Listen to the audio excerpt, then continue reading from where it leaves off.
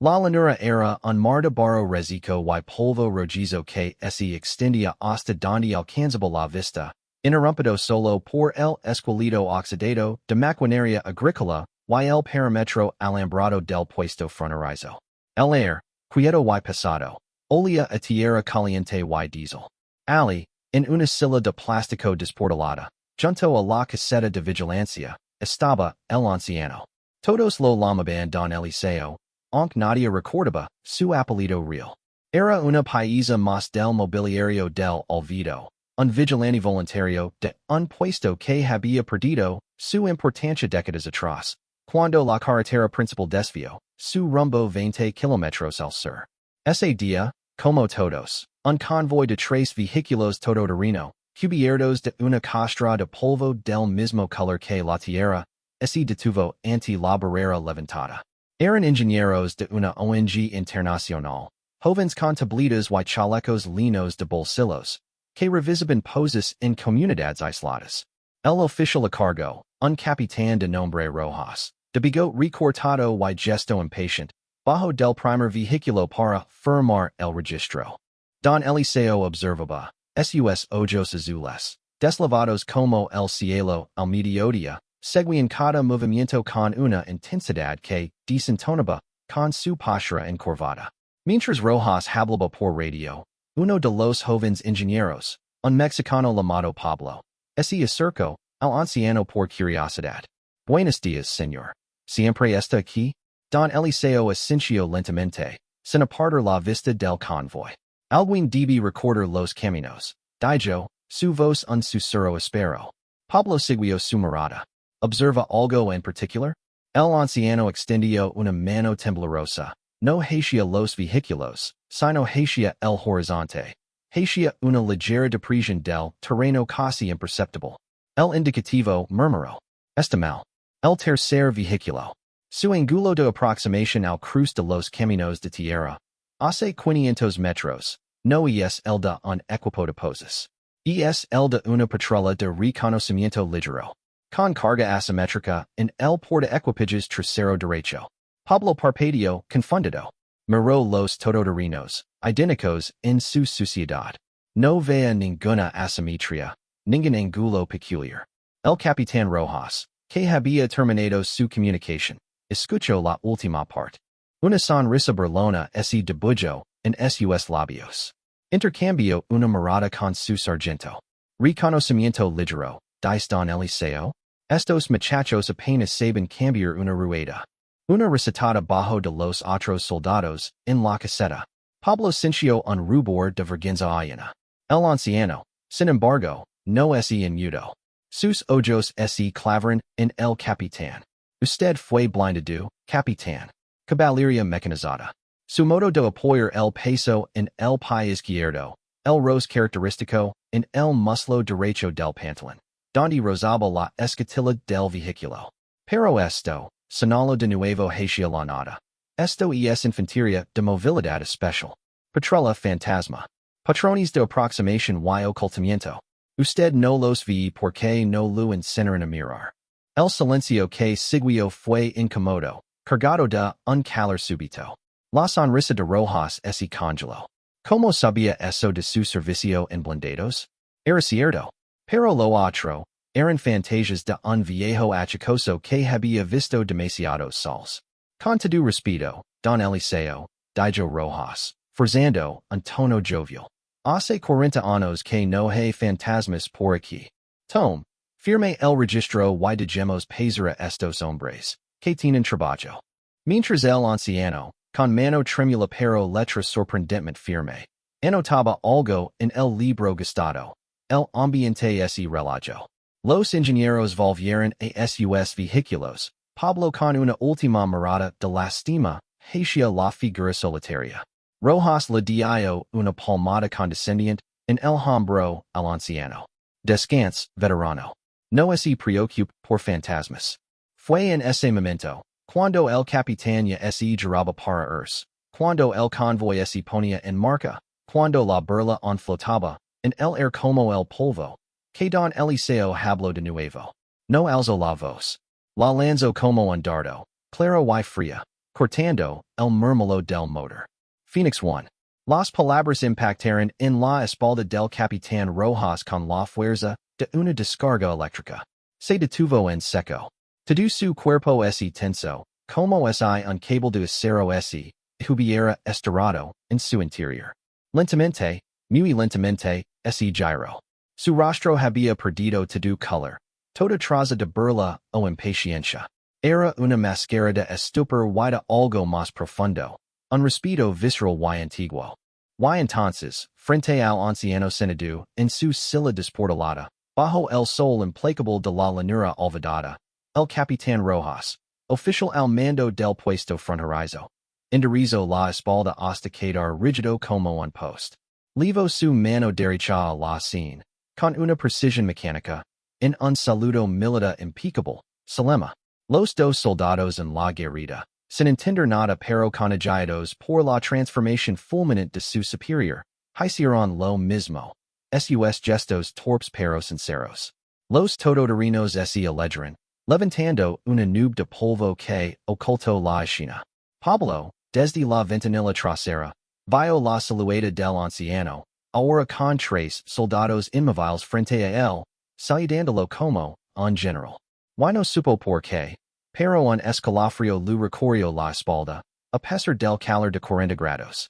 La burla se había esfumado, disuelta por dos palabras. Y una pregunta ardía ahora en la mente de todos los presentes, especialmente en la del capitán Rojas, que mantenía el saludo hasta que el polvo lo envolvió. ¿Quién era? En realidad, aquel anciano al que durante años habían considerado poco más que un fantasma del desierto. La noche cayó, sobre la llanura como una manta pesada y llena de agujeros luminosos. En la pequeña habitación anexa a la caseta, iluminada por una lámpara de gasolina que crepitaba suavemente, la atmósfera era densa, cargada de una tensión reverencial. Don Eliseo estaba sentado en el borde de su estrecha cama, enrolando meticulosamente un cigarrillo de tabaco negro. El capitán Rojas se jalaba frente a él, y sin la gorra, su figura proyectando una sombra temblorosa en la pared de adobe. Había despedido a sus hombres, diciéndoles que se turnaran para una guardia doble, una orden inusual que no cuestionaron. Phoenix 1, Repetio Rojas, la voz un susurro ronco. Solo he escuchado esa designación en leyendas, Don Eliseo. En historias que los instructores contaban en voz baja, como cuentos de fantasmas. En la escuela de blindados. Operations encubiertas de contención, a finales de los 70, principios de los 80. En los países limítrofes, durante los años de la tensión. No menciono la guerra no declarada, los conflictos de sombra. Se decía que Phoenix era un equipo, una unidad fantasma. Que sus misiones eran tan profundas que ni siquiera aparecían en órdenes escritas. Que si uno de ellos era capturado o muerto, el estado negaba su existencia. Se evaporaban. Como el ave Phoenix, solo que de sus cenizas no surgía nada. Solo silencio. El anciano encendió el cigarrillo, la llama iluminando por un segundo su rostro cercado de arrugas profundas, como barrancos en la tierra seca. Aspiró el humo y lo exhaló lentamente, observando como se enroscaba en la luz tenue. Phoenix no renace de sus cenizas, capitán, corrigió suavemente. Las cree, para que nada crezca después. Para que no quede rastro de lo que debía ser borrado. Su mirada, ahora brillante y lúcida en la penumbra, se posó en Rojas. Usted era blindado. Hierro, ruido, potencia de fuego visible. Nosotros éramos el viento. Invisibles. Y a veces, el viento debe avivar un fuego en un lugar específico, o apagarlo antes de que se vea el humo. Rojas se dejó caer en una silla de madera, que crujió bajo su peso. Entonces usted, Operativo Phoenix 1. Designación tactical para el líder del equipo, en terreno. Durante 7 años, mi mundo fue ese. Mapas topográficos sin nombres, códigos de radio de un solo uso. Encuentros en lugares como este. Dijo, haciendo un gesto vago que abarcaba la llanura oscura. Nuestra misión no era combatir ejércitos. Era identificar y neutralizar elementos inestables. Similes de conflicto que podían germinar en crisis mayores. A veces era información. Otras, persuasión. Y en contadas, muy contadas ocasiones, algo más definitivo. Calo, y el silencio fue llenado por el zumbido de la lámpara y el lejano alido de un coyote. ¿Por qué aquí? Preguntó Rojas, incapaz de contener la pregunta. ¿Por qué quedarse en este olvido, en este puesto perdido? ¿Es usted, fue eso? Don Eliseo miró por la pequeña ventana, hacia la oscuridad. ¿Por qué este no es un puesto perdido, capitán? Es un punto de observación. El mismo desde el que, en 1982, identificamos el movimiento de un grupo logístico que pretendía abastecer una incursión en la zona de minerals, al noroeste. Lo neutralizamos. Fue mi penúltima misión. Su tono era pleno, factual. ¿Y por qué cuando Phoenix fue desactivado, oficialmente disuelto en la nada de donde vino, nos dieron una opción, una nueva identidad legos, o quedarnos como guardianes de los secretos, en los lugares donde ocurrieron? Yo elegí quedarme. Para recordar. Para vigilar que las cenizas no se removieran. ¿Y hoy? Lo del convoy tenía razón. Una sombra cruzó el rostro del anciano. El tercer vehículo. El patrón de rodadas, la ligera inclinación. No era ingenieros. Era una unidad de reconocimiento de las fuerzas de acción rápida del país vecino. Disfrazada. Probablemente cartografiando puntos para una futura incursión rápida, quizás para secuestrar a los mismos ingenieros y crear un incidente internacional. Su modus operandi. Lo aprendí hace mucho. Rojas sintió un golpe de adrenalina fría. Si el anciano decía la verdad. Debo informar. Elevar una alerta. Si lo hace, capitán, usando los canales regulares, dos cosas ocurren. Don Eliseo apagó la calila con cuidado. Primero, no lo creyeron. Un reporte badu en la intuición de un viejo loco del desierto. Segundo, si por milagro lo creen y despliegan fuerzas, alertara a quien sí que esté coordinando esa operación, porque tienen oídos en muchos lados. Nosotros nunca usamos los canales regulares. Entonces, ¿qué hacemos? Rojas se sorprendió a sí mismo preguntando a ese anciano, pidiendo instructions. Pero en ese momento, Don Eliseo ya no era un viejo achacoso. Era Phoenix 1. El anciano se levantó, con una fluidez que Rojas no lo había visto antes. Se acercó a una vieja comoda, sacó de debajo de un montón de ropa una caja metálica pequeña, oxidada. La abrió. Dentro no había armas, ni mapas. Había un pequeño transmisor de radio, antiguo pero impecable, y una libreta con páginas llenas de números y letras en un código incomprensible. Nosotros usamos frecuencias muertas, canales que ya no existen en los registros. Y teníamos contactos dormidos. Gente que, como yo, eligió quedarse. En el pueblo, a 50 kilómetros de aquí, hay una tienda de radios. El dueño era nuestro enlace de comunications, Eco Sierra. Mañana, usted irá. Comprara una resistencia específica para un modelo de radio antiguo. Le dirá. La necesito para un receptor de onda corta. Quiero sintonizar las voces del pasado. Él le responderá. El pasado tiene eco. ¿Qué frecuencia busca? Y usted dirá. La frecuencia del ave que renace de las cenizas. Rojas escuchaba, memorizando cada palabra, sintiéndose transportado a un mundo de sombras que siempre había credo ficticio. Y luego, Eco Sierra activara la red. Una advertencia silenciosa legara a donde debe llegar, en el otro lado de la frontera. Una advertencia que dirá que Phoenix, on vigila. Y ese convoy de reconocimiento encontrará, en los próximos días, que sus rutas están inexplicablemente bloqueadas por slaves naturales, o que sus fuentes de información local se han secado. Se retiraron. Sin ruido. Sin incident. Don Eliseo cerró la caja. Era nuestra forma. Prevención. No reacción. El capitán asintió, abrumado. Miró al anciano con una nueva luz. No era un guardián de un camino olvidado. Era el centinela de un fuego que había ayudado a apagar hacia décadas, asegurandos de que no se reavivra. Y en su morada, rojas vio el peso de ese vigilage, la soledad de lavar secretos que nadie más debía conocer. Esa noche, en el desierto, el capitán Rojas entendió que la verdadera defensa de un país a veces no estaba en sus tanks y fusiles, sino en la memoria silenciosa y obstinada de hombres como Don Eliseo, hombres que habían aprendido a ver los fantasmas porque, en otra vida, ellos mismos lo habían sido. Los días siguientes, en el puesto fronterizo transcurrieron bajo un manto de normalidad tensa. El sol siguió ascendiendo y cayendo sobre la llanura inmutable. Los soldados, sin embargo, percibían un cambio en el aire.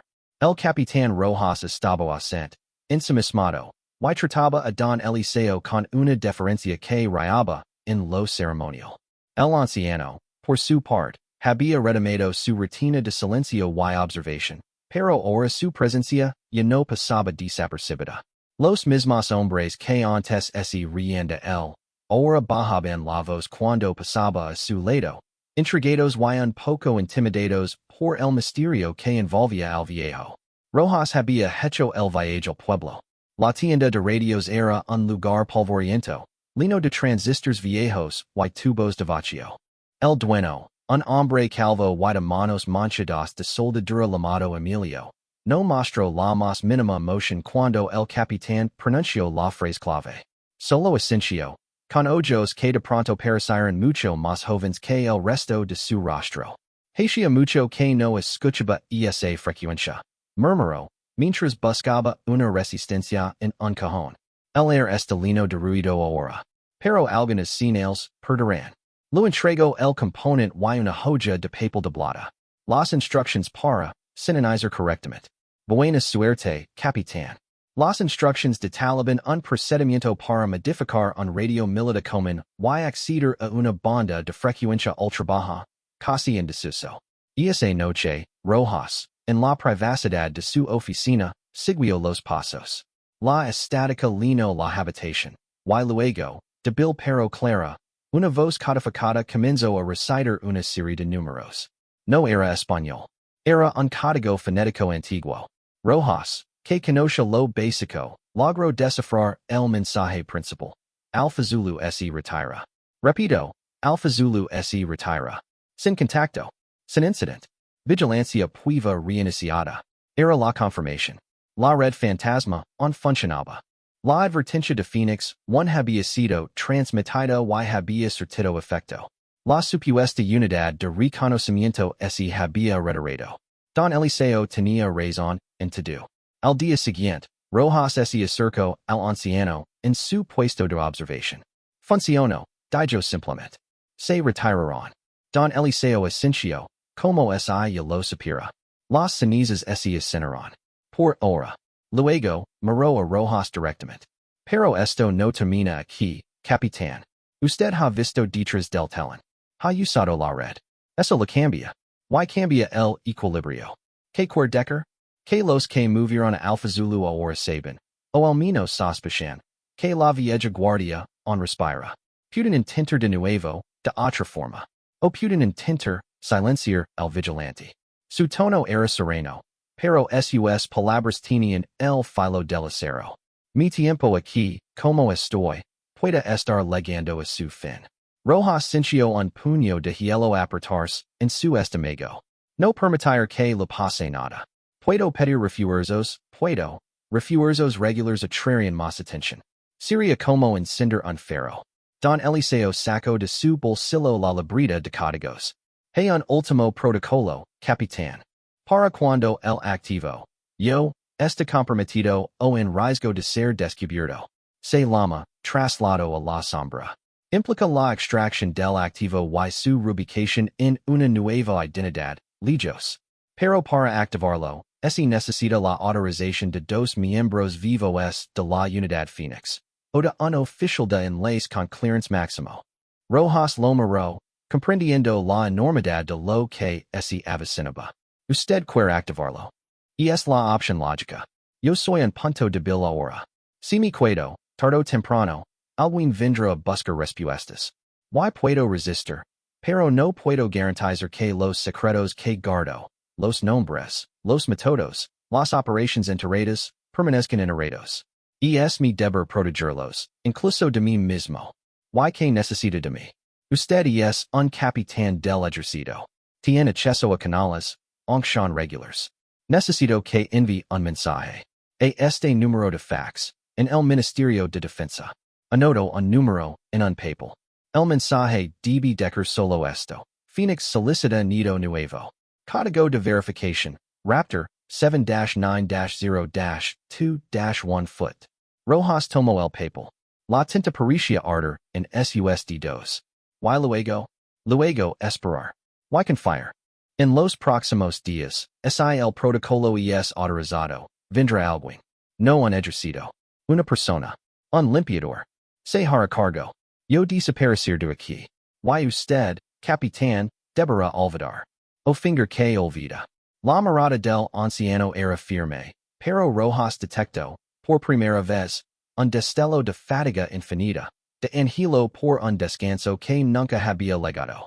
El mensaje de fax fue enviado esa misma tarde, desde la oficina del pueblo, con el corazón de Rojas latiendo con fuerza. No hubo respuesta inmediata. La espera se volvió una tortura. Cada vehículo que se acercaba al puesto era observado con recelo. Cada noche, Rojas patrolaba el perímetro el mismo, su arma cargada, sintiéndose ridículo y la vez necesario. Don Eliseo, en cambio, parecía más en paz que nunca. Comenzó a poner orden en su escasa pertenencias. Regaló su viejo transistor a un soldado joven. Quimo unas cuantas joyas de papel en un bote de metal, observando como las llamas consumían lo elegible. Una tarde, mientras Rojas compartía un mate amargo con el anciano habló, no del presente o del futuro, sino del pasado. Uno de nosotros, Phoenix 4, era un hombre que amaba la polla. Dijo, su voz sonidora. Decía que nuestra misión era como escribir poemas en el viento. Solo duraban un instante, pero en ese instante, cambiaban la dirección de todo. Luego, el poema se desvanecía, y nadie recordaba las palabras, solo el efecto en las hojas de los árboles. Cayó en una misión cerca de un lago. Un accidente de lancha, dijeron los reportes públicos. Nunca recuperamos el cuerpo. Su poema final fue el silencio. Rojas no supo qué decir. Solo escuchó, comprendiendo que cada una de esas historias era una ofrenda. Un testamento secreto que ahora se depositaba en él. El único receptor dispuesto a escuchar. A la mañana del quinto día, un vehículo llegó. No era militar. Era una camioneta pickup blanca, sucia, de esas que usan los contratistas o los pequeños mineros. Un hombre bajo. Vestía overall de mecánico, tenía barba de varios días y gafas de sol. Parecía cualquier persona. Se acercó a la barrera y preguntó por el capitán. Cuando Rojas salió, el hombre lo miró, y sin mediar palabra, lo mostró la palma de su mano izquierda. Tatuado, pequeño y casi descolorido, había un símbolo, un ave estilizada, de alas abiertas, surgiendo de una línea ondulante que podía ser fuego o agua. Rojas contuvo la respiración. Asensio. El hombre dijo. Vengo por la herramienta especial. Necesita mantenimiento. El código era correcto. El capitán condujo al hombre hasta la habitación de Don Eliseo. El anciano ya estaba listo. Lavaba una pequeña bolsa de lona. Los dos hombres se miraron. No hubo saludo dramático, ni apretones de mano. Solo un asentimiento profundo, cargado de un entendimiento que trascendía las palabras. Listo, dijo Don Eliseo. El viaje es largo. Vamos, respondió el hombre. Rojas los acompañó hasta la camioneta. Antes de subir, Don Eliseo se volvió. Miró la llanura, el puesto, los rostros confundidos de los soldados que observaban desde la distancia. Luego miró a Rojas. Recuerde, capitán. Avisas, la defensa más fuerte es la que nadie ve. No se deje seguir por el hierro. Aprenda a mirar el viento. Lo entregó un último objeto, la vieja libreta de códigos, ahora vacía. Todas sus páginas arrancadas y quemadas. Solo quedaba, en la tapa interior, debujado con tinta desvanecida, el mismo Phoenix que el recién legado lavaba tatuado. Un recuerdo. Para no olvidar que los fantasmas existieran. Subió a la camioneta. El hombre arrancó el motor. Sin más, el vehículo se alejó por el camino de tierra, levantando su estela de polvo. Rojas lo observó hasta que se convirtió en una mancha y luego en nada, absorbido por el calor y la distancia. Se quedó allí, bajo el sol, sosteniendo la libreta vacía, sintiendo que el mundo se había vuelto más ordinario y, a la vez, más misterioso. El vigilante se había ido. Pero su lechen, y su advertencia, permanecerían para siempre en la mente del capitán Rojas. El puesto fronterizo volvió a su rutina de olvido, pero nada volvería a ser igual para el hombre que ahora sabía que, a veces, los héroes no tienen medallas, solo cicatrices invisibles y un saludo que nace del reconocimiento de una sombra legendaria. El tiempo, indiferente a los secretos y los dramas humanos, continuó su paso sobre la llanura. Un ano se deslizó tras la partida de Don Eliseo. La camioneta blanca se había desvanecido como un espejismo, y con ella, la figura encorvada que durante tanto tiempo había sido el alma silenciosa del puesto. El capitán Rojas fue resignado 6 meses después, promovido a mayor y destinado a un cuartel en la ciudad. Su nuevo puesto implicaba labores de logística y planificación, un mundo de escritorios, informes y reuniones que parecían a años luz del polvo y el silencio del desierto. Sin embargo, la experiencia lo había marcado. Ya no miraba los mapas de operaciones con la misma inocencia. Evaluaba rutas de aproximación, patrones de despliegue, con una mirada más aguda, preguntando siempre que se escondía detrás de lo evidente. En ocasiones, durante ejercicios de simulacro, sorprendía a sus subordinados señalando detalles aparentemente insignificantes. Una inconsistencia en el reporte de un vehículo de reconocimiento simulado, una zona de cobertura de radar demasiado perfecta, que, al profundizar, revelaban fallas en los planes. Se ganó una reputación de meticuloso, casi intuitivo. Nunca mencionó a Don Eliseo, en a Phoenix. La libreta vacía con el dibujo del Phoenix la guardaba en un cajón de su escritorio, bajo una pila de manuals. Era su talismán, un recordatorio de que la realidad tenía capas que la mayoría ignoraba. El mensaje que envió, el protocolo activado, todo quedó enterrado en el archivo de asuntos resueltos de su mente, aunque veces, en las noches de insomnio, se preguntaba dónde estaría el anciano. En una cabana junto al mar, en una ciudad bulliciosa, con una nueva identidad, leyendo el periódico, en un parque. La idea de que Phoenix hubiera finalmente encontrado su nido nuevo le daba una paz extraña. Una tarde, y como mayor, fue convocado a una reunión interministerial de alto nivel. Se trataba de coordinar seguridad para una visita diplomática sensible. En la sala, línea de uniformes impecables y trajes caros, Rojas se cincha fuera de lugar, un hombre de campo entre burócratas.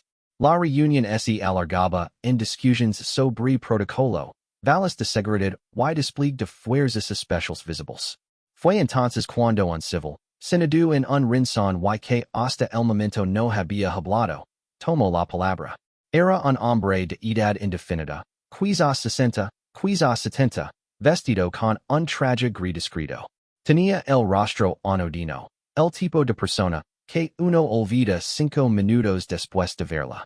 Habló con voz clara y baja, pero todos callaron para escuchar. Disculpen la interrupción, dijo. He revisado los planes de despliegue. Son sólidos, previsibles. Demasiado previsibles.